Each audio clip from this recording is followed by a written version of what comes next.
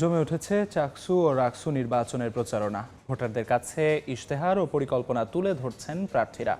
চাকসু নির্বাচন করা নাড়ছে দরজায়, পুরোপুরি জমে উঠেছে প্রচারণার কাজও। তাই তো ছুটির দিনেও থেমে নেই প্রার্থীদের দৌড়ঝাঁপ। হলগুলোর পাশাপাশি আশপাশের কটেজেও পৌঁছে দিচ্ছেন লিফলেট।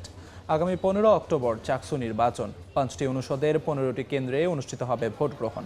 এদিকে চাকসুর পরদিনই 16 অক্টোবর রাকসু নির্বাচন। প্রার্থীদের প্রচারণায় মুখর রাজশাহী বিশ্ববিদ্যালয় ক্যাম্পাস। ভোটারদের দাঁড়ে দাঁড়ে ঘুরছেন প্রার্থীরা, দিচ্ছেন নানা প্রতিশ্রুতি।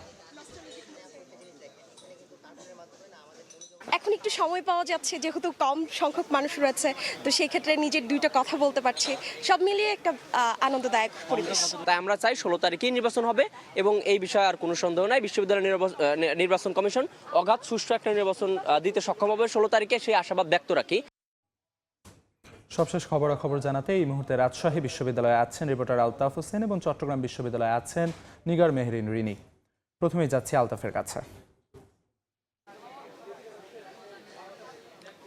নির্বাচনের তারিখ যতই ঘনিয়ে আসছে, ঠিক ততটাই কিন্তু জমে উঠতে শুরু করেছে রাজশাহী বিশ্ববিদ্যালয়ের রাকসু নির্বাচনের প্রচারণা। এবং শুধু প্রচারণা নয়, নির্বাচন কেন্দ্রিক যত আয়োজন সেগুলো কিন্তু আসলে পুরোদমে চলছে। আমরা এই মুহূর্তে দেখছি রাজশাহী বিশ্ববিদ্যালয়ের পরিবহন মার্কেটের সামনে প্রার্থীরা যেমনিভাবে প্রচারণা চালাচ্ছে, তেমনিভাবে কিন্তু পরিষ্কার পরিচ্ছন্নতার একটি অভিযান কিন্তু আমরা এই মুহূর্তে দেখছি। শিক্ষার্থীদের উদ্যোগে এবং প্রার্থীরাও কিন্তু এর সাথে যুক্ত হয়েছে এবং তারা যেটি বলছেন যে নির্বাচন উপলক্ষে আসলে তারা একটু বাড়তি উৎসাহ উদ্দীপনা নিয়ে এই মুহূর্তে ক্যাম্পাসে আছে। আজকে যত ছুটির দিনেও কিন্তু আসলে শিক্ষার্থীদের মধ্যে আমরা উৎসাহ উদ্দীপনা, নির্বাচন কেন্দ্রিক যে উৎসাহ সেটি কিন্তু দেখছি। প্রার্থীরাও কিন্তু পুরোদমে তাদের প্রচারণা চালিয়ে যাচ্ছে এবং প্রার্থীদের সাথে আমরা কথা বলে যেটি জেনেছি, তাদের ভিতরেও আর কোনো সংশয় কাজ করছে না। অর্থাৎ আমরা জানি যে বিশ্ববিদ্যালয়ে অফিসার সমিতি এবং অর্থাৎ শিক্ষক কর্মচারীরা তাদের যে চলমান শাটডাউন কর্মসূচি, অর্থাৎ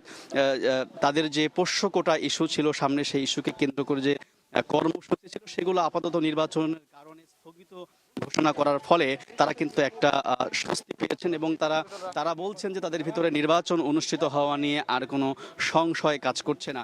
এবং তারই উপর ভিত্তি করে আমরা প্রার্থীদের দেখছি তারা কিন্তু পুরোদমে প্রচারণা চালিয়ে যাচ্ছে। আর মাত্র 5 দিন বাকি আছে।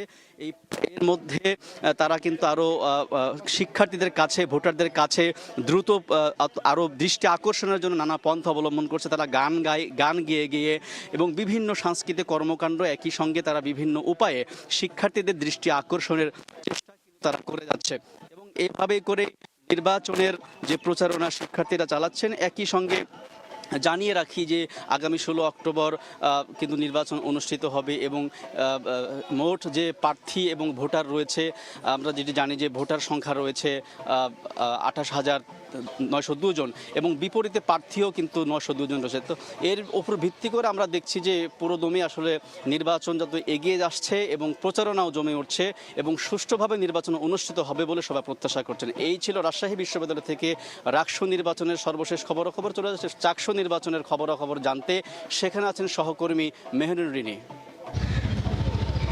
চাকসু নির্বাচনের বাকি আর মাত্র 3 দিন। যতই নির্বাচনের দিন ঘনিয়ে আসছে, প্রার্থীরা ততই ব্যস্ত হয়ে উঠছেন তাদের যে প্রচার প্রসারের কাজ সেটিতে। তারা পৌঁছে যাচ্ছেন ভোটারদের কাছে। একটি ভোটারও যেন বাকি না থাকে এই যে প্রচারণা থেকে, সেটি তারা নিশ্চিত করছেন। আজকে কিন্তু বিশ্ববিদ্যালয়ে ছুটির দিন, তো সেই জন্য বিশ্ববিদ্যালয়ের শিক্ষার্থীদের সংখ্যা একেবারেই আসলে নেই বললেই চলে।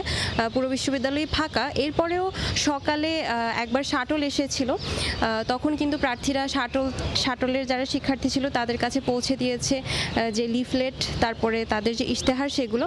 পাশাপাশি বিশ্ববিদ্যালয়ের বিভিন্ন যে হলগুলো রয়েছে সেখানে যে শিক্ষার্থীরা অবস্থান করছে তাদের কাছে পৌঁছে দিচ্ছেন তাদের ইশতেহার, তাদের লিফলেট। পাশাপাশি বিশ্ববিদ্যালয়ের আশেপাশে বিভিন্ন কটেজ রয়েছে, সেই কটেজগুলোতেও শিক্ষার্থীরা অবস্থান করছেন, তাদের কাছেও আসলে পৌঁছে যাচ্ছেন প্রার্থীরা। তবে আমরা আসলে দেখছি যে শুধুমাত্র প্রার্থীরাই নয়, ভোটাররাও পৌঁছে যাচ্ছেন প্রার্থীদের কাছে, তাদের কাছ থেকে সংগ্রহ করছেন লিফলেট, যেটি তারা নিজেদের সংগ্রহে রাখতে চাচ্ছেন স্মৃতি হিসেবে।